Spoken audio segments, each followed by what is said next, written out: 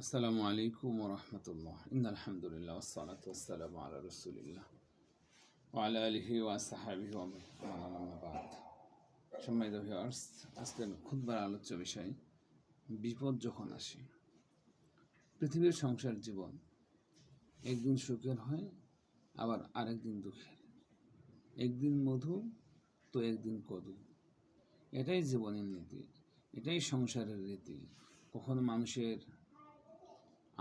আনন্দের তুফান বয়ে যায়, আবার কখনো কষ্টের ঝড় সব ধ্বংস করে দিয়ে যায়। সুখ দুঃখের জোয়ার ভাটা ও টানাপোড়ার মাঝেই মানুষের জীবন ধারণ করতে হয়।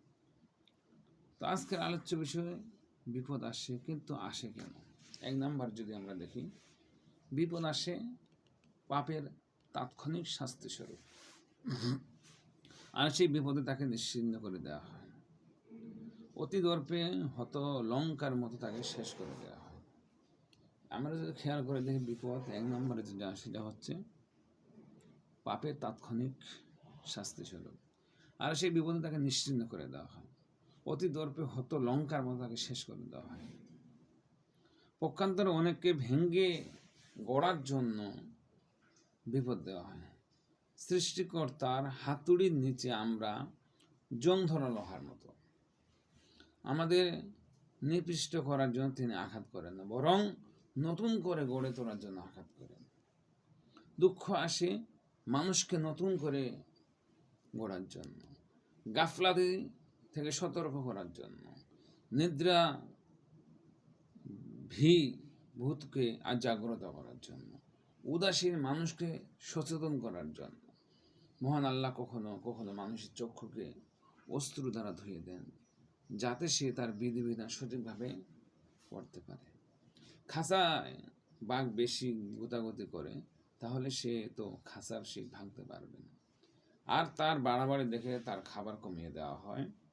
আল্লাহর দুনিয়ায় খাঁচায় বাস করে মানুষ যদি বাড়াবাড়ি করে, তাহলে তার সমস্যা বাড়িয়ে দেওয়া হয়।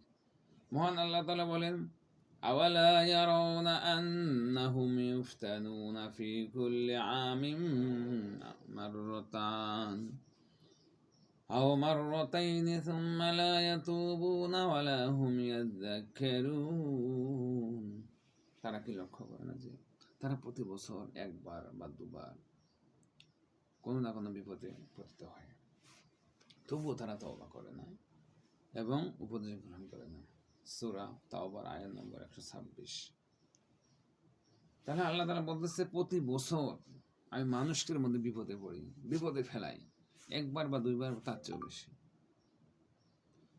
এক দুইবার বিপদের মধ্যে ফেলে দেন, যাতে করে সে তওবা করে ফিরে আসে এবং উপদেশ গ্রহণ করে। অন্য আয়াতে আল্লাহ তাআলা বলেন, ওয়াদারাবাল্লাহু মাসালান ক্বরিয়াতান কানাত আমিনাতান মুতমাইন্নাতান ইয়াতিহা রিজকুহা রাগাদাম মিন কুল্লি মাকান। আল্লাহ দৃষ্টান্ত দিচ্ছেন জনপদের, যা ছিল নিরাপদ ও নিশ্চিন্ত, যেথায় আসতো সর্বাদিক থেকে প্রচুর জীবন উপকরণ। অতঃপর তারা আল্লাহর অনুগ্রহ স্বীকার করলো, যার ফলে তারা যা করত তার জন্য আল্লাহ তাদেরকে আস্বাদন করালেন ক্ষুধা ও ভীতির। আল্লাহ তাআলা একটা জনপদের কথা বলুন, তাদেরকে আল্লাহ তাআলা এত রিজিক দিয়েছিলেন, প্রচুর পরিমাণে রিজিক সর্বদিক থেকে,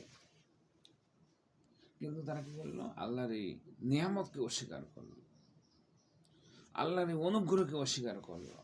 ফলে তারা যা করত আল্লাহ তাআলা তাদের জন্য কি করলেন? ভয়, ভীতি, ক্ষুধাদার আস্বাদন, শাস্তি প্রদান করলেন। আল্লাহ তাআলা আমাদের